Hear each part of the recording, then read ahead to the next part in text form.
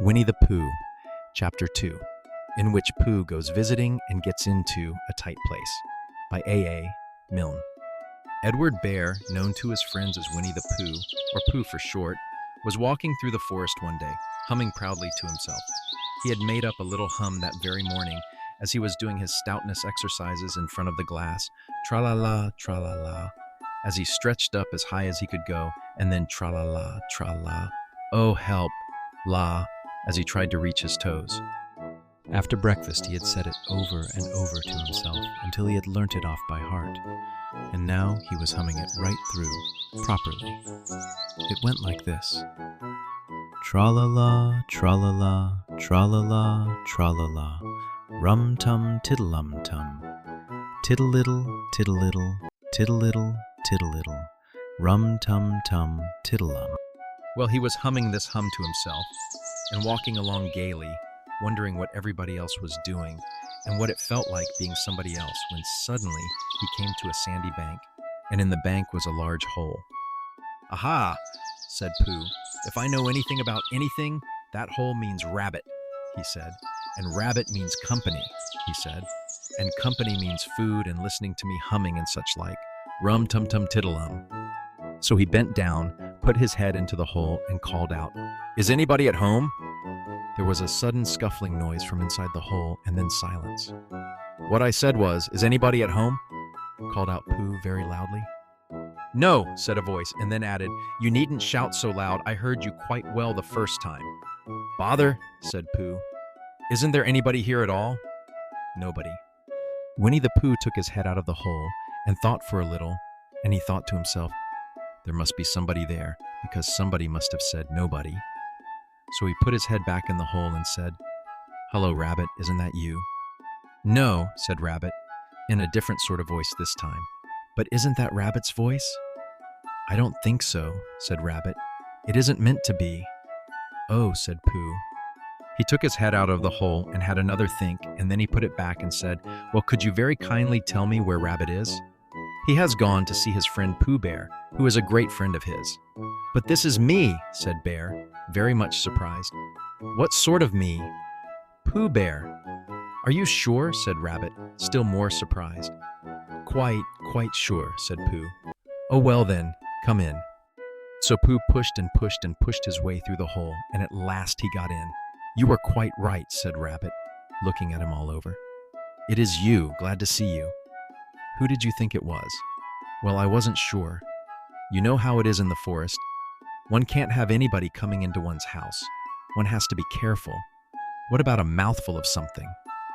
Pooh always liked a little something at 11 o'clock in the morning, and he was very glad to see Rabbit getting out the plates and mugs. And when Rabbit said honey or condensed milk with your bread, he was so excited that he said both. And then, so as not to seem greedy, he added, "But don't bother about the bread, please." And for a long time after that, he said nothing, until at last, humming to himself in a rather sticky voice, he got up, shook Rabbit lovingly by the paw, and said that he must be going on. "Must you?" said Rabbit politely. "Well," said Pooh, "I could stay a little longer if you—" and he tried very hard to look in the direction of the larder. "As a matter of fact," said Rabbit, "I was going out myself directly." "Oh well then, I'll be going on. Goodbye." "Well, goodbye if you're sure you won't have any more." "Is there any more?" asked Pooh quickly. Rabbit took the covers off the dishes and said, "No, there wasn't." "I thought not," said Pooh, nodding to himself. "Well, goodbye, I must be going on." So he started to climb out of the hole. He pulled with his front paws and pushed with his back paws, and in a little while his nose was out in the open again, and then his ears, and then his front paws, and then his shoulders, and then— "Oh, help," said Pooh. "I'd better go back." "Oh, bother," said Pooh. "I shall have to go on." "I can't do either," said Pooh. "Oh, help and bother." Now by this time, Rabbit wanted to go for a walk too, and finding the front door full, he went out by the back door and came round to Pooh and looked at him. "Hello, are you stuck?" he asked. No," said Pooh carelessly. "Just resting and thinking and humming to myself." "Here, give us a paw." Pooh Bear stretched out a paw, and Rabbit pulled and pulled and pulled. "Ow!" cried Pooh. "You're hurting!" The fact is, said Rabbit, you're stuck. It all comes, said Pooh crossly, of not having front doors big enough. It all comes, said Rabbit sternly, of eating too much. I thought at the time, said Rabbit, only I didn't like to say anything, said Rabbit, that one of us was eating too much, said Rabbit. And I knew it wasn't me, he said. Well, I shall go and fetch Christopher Robin. Christopher Robin lived at the other end of the forest, and when he came back with Rabbit and saw the front half of Pooh, he said, "Silly old bear," in such a loving voice that everybody felt quite hopeful again.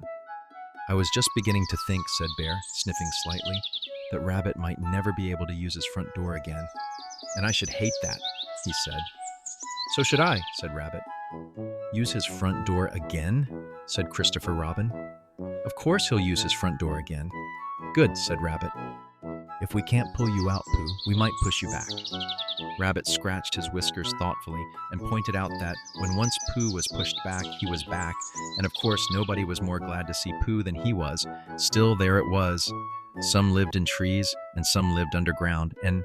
You mean I'd never get out, said Pooh. I mean, said Rabbit, that having got so far, it seems a pity to waste it. Christopher Robin nodded. Then there's only one thing to be done, he said. We shall have to wait for you to get thin again. How long does getting thin take? Asked Pooh anxiously. About a week, I should think, but I can't stay here for a week. You can stay here all right, silly old bear. It's getting you out which is so difficult. We'll read to you, said Rabbit cheerfully, and I hope it won't snow, he added. And I say, old fellow, you're taking up a good deal of room in my house. Do you mind if I use your back legs as a towel horse? Because, I mean, there they are, doing nothing, and it would be very convenient just to hang the towels on them. A week, said Pooh gloomily. What about meals? I'm afraid no meals, said Christopher Robin, because of getting thin quicker. But we will read to you. Bear began to sigh and then found he couldn't because he was so tightly stuck, and a tear rolled down his eye as he said, Then would you read a sustaining book, such as would help and comfort a wedged bear in great tightness? So, for a week, Christopher Robin read that sort of book at the north end of Pooh, and Rabbit hung his washing on the south end, and in between, Bear felt himself getting slenderer and slenderer. And at the end of the week, Christopher Robin said, Now! So he took hold of Pooh's front paws, and Rabbit took hold of Christopher Robin, and all Rabbit's friends and relations took hold of Rabbit, and they all pulled together. And for a long time, Pooh only said, Ow. And oh. And then, all of a sudden, he said pop, just as if a cork were coming out of a bottle. And Christopher Robin and Rabbit and all Rabbit's friends and relations went head over heels backwards, and on the top of them came Winnie-the-Pooh, free. So, with a nod of thanks to his friends, he went on with his walk through the forest, humming proudly to himself. But Christopher Robin looked after him lovingly and said to himself, Silly old bear.